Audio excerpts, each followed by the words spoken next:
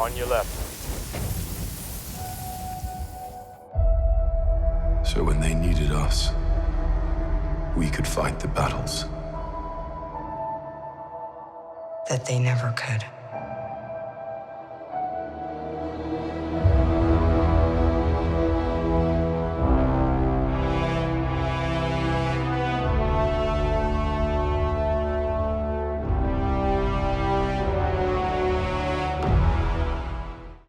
Welcome back everyone, it's Charlie. This is going to be my new Black Panther 2 Marvel video. They just announced some big details about what's happening with the movie. You'll be surprised by some of it, so if you're brand new to the channel, be sure to subscribe to get all the videos. There's going to be a bunch of really big stuff coming up. Marvel just made a bunch of big announcements about a bunch of different movies.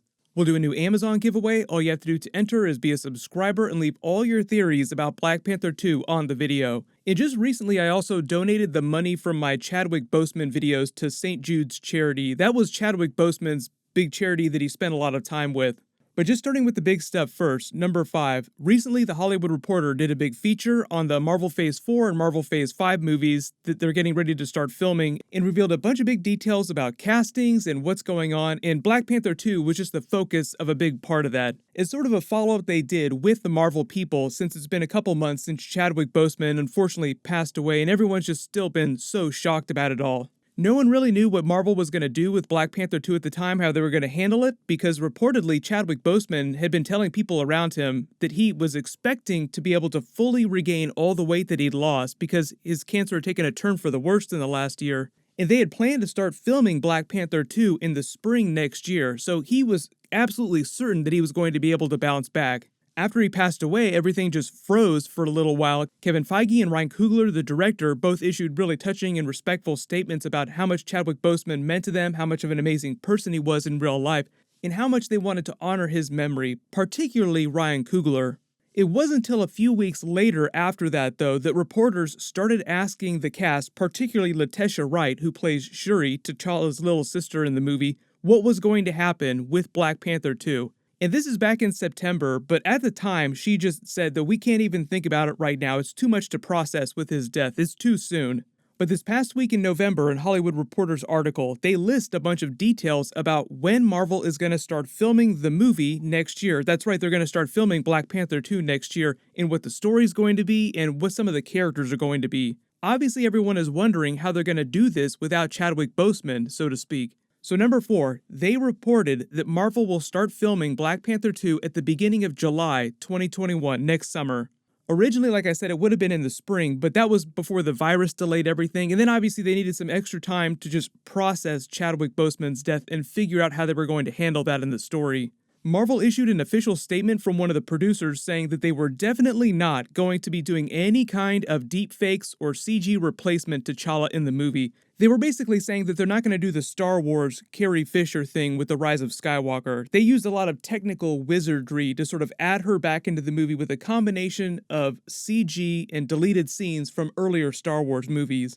That doesn't mean that they won't have any Chadwick Boseman Black Panther scenes or T'Challa scenes in the movie at all. It just means that you're not going to see them fake any of it. There's still a lot of extra footage from the first Black Panther movie, from Captain America Civil War, Avengers Infinity War, Avengers Endgame that they could use to explain in the context of the story what happens to him. But I'll address that in a second, because number 3, also as part of this new report, one of the things that they focus on is that Marvel is beefing up Shuri's role in the movie significantly. That's the way they put it, saying that her role would be much, much larger now, which most people are taking as a sign that they're doing the comic book Shuri story of her taking the mantle of Black Panther from T'Challa when he was stuck in limbo. If you're not a big comic book reader, she took the mantle of Black Panther a couple different times for extended periods, for different reasons each time though. The first time was when he was stuck between the world of the living and the dead, but he had trained her to take the mantle so that she could if something like that ever happened in the future. Then later, after he was safely returned to the world of the living, she kept the mantle of Black Panther even though he was around, because he wanted to focus on the task of being king and felt like he couldn't be a good king and be Black Panther at the same time. So T'Challa effectively separated the role of Black Panther from the role of king. That was around the Doom War arc in the comics, where Dr. Doom invades Wakanda to try and steal its vibranium. Everybody in Marvel Comics wants that sweet vibranium honey. The only time Wakanda has ever been invaded and it wasn't to steal their vibranium was when Namor and the Atlanteans struck them in retribution when he gained the powers of the Phoenix. Namor and Black Panther have been enemies for a long time in the comics. He was just one of the few antagonists Black Panther had that didn't want to steal anything from him other than his pride and his life. Speaking of which, the next big announcement that they made in this big Black Panther 2 report is that Marvel has already cast the main villain of the movie. Everyone assumed that Namor would be their top pick now that Marvel has the X-Men and Fantastic Four characters back, and we're starting to get mutants in the WandaVision series.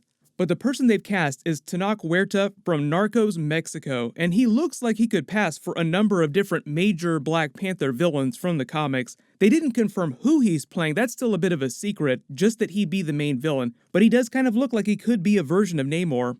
But until they confirm more characters or we see some early pre-production concept art, it's wide open to theory crafting. It's just that everybody points to that scene from Avengers Endgame because there were so many things that they teased for Marvel Phase 4 during Avengers Endgame with the underwater earthquake in the Atlantic Ocean that they were teasing Atlantis, because we know from Nick Fury's map way back in Marvel Phase 2 and Iron Man 2 that Atlantis is right there smack dab in the middle of the Atlantic Ocean. Also, Black Panther 2 is one of those major Avengers-level movies, expecting them to introduce really big concepts and new characters set during Marvel Phase 5. It's coming out May 2022. They haven't changed the release date yet. That's around the time in the Marvel movies release schedule people are expecting to start seeing more of the X-Men, Fantastic Four-based characters start showing up, like more mutants and mutates. And speaking of X-Men characters and good news, we just learned a bunch of details about the Deadpool 3 movie at Marvel. I'll do a separate video about that this weekend, but it's all really, really good news. So there'll just be a lot of stuff with mutants happening by 2022 in the movies, in the Disney Plus series. But number 2, what does this mean for the future of the Black Panther character without Chadwick Boseman, and how are they going to handle that from a story perspective? Because right after Avengers Endgame, we got Spider-Man Far From Home, and they used the entire beginning of that movie to address all the people that at least the world thought had died during Avengers Endgame.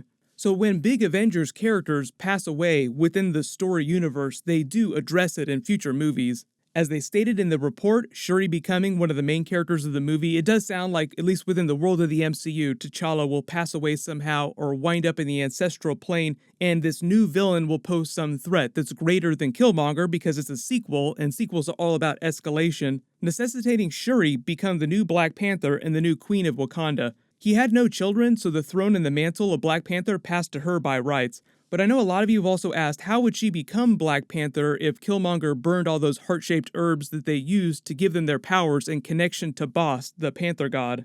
There's actually a couple really easy ways for them to explain her gaining Black Panther-level powers. There's the very obvious, quote-unquote, we found more herbs growing in a secret previously unknown place inside Wakanda. 2, there's the comic book concept of introducing the Panther God Boss in a bigger way, like Boss actually becomes a character in the movie, granting her divine powers of Black Panther. And 3, probably the easiest and the way that makes the most sense is that she gets all of her powers from her technology, just like Iron Man did. Iron Man is one of those unique examples of a super powerful, top-tier Avengers member who doesn't have any real powers. He gives himself power through all of his tech and science. Shuri can do a version of that same thing with her unique brand of tech that's all based on vibranium science and the data that she harvested from the Infinity Stones during Avengers Infinity War. Shuri's version of Black Panther in the comics was a little bit different from T'Challa's, but MCU Shuri is already very different from comic book Shuri, so it's not a huge stretch for them to pull off. In number 1, you also have to consider this doesn't account for any multiverse storytelling, so keep in mind that Marvel Phase 4 is all about multiverse tropes and alternate versions of characters we already know. For example, in the Loki series that we're going to be seeing next year, it's going to feature multiple alternate Lokis like the Kid Loki, Female Loki, and one that they're calling Classic Loki like the Walt Simonson version of Loki, Super Evil Loki. There's going to be 2 versions of Thor during Thor 4, so there's always the possibility that an alternate universe version of Black Panther comes from the multiverse in Black Panther 2. But unless this new actor they're saying is supposed to be the main villain is an evil alternate version of T'Challa, I'm expecting the new MCU Black Panther to wind up being Shuri until they say otherwise. I know a lot of you have said, what about Michael B. Jordan coming back as Killmonger from the multiverse as Black Panther? Well, Michael B. Jordan has 3 movies that he's acting in next year, and he's producing the live-action Static Shock movie, so he is booked solid. I don't think that he has any time to come back and be a version of Black Panther again. But everyone, post all your theories in the comments. If they say that they're not doing digital replacement for Chadwick Boseman, how do you think they're going to explain the new Black Panther of the MCU? What's going to happen is my Deadpool 3 video will post either later tonight or tomorrow. I've also got a new Mandalorian video that I'm working on. So as long as you have alerts enabled for my channel, you should see all those videos when they post. Everyone, click here to learn what's going on with Thor 4 and the Avengers crossover they're doing in that, and click here for my full Mandalorian Season 2 Episode 4 video. Thank you so much for watching. Everyone stay safe. I'll see you guys tonight.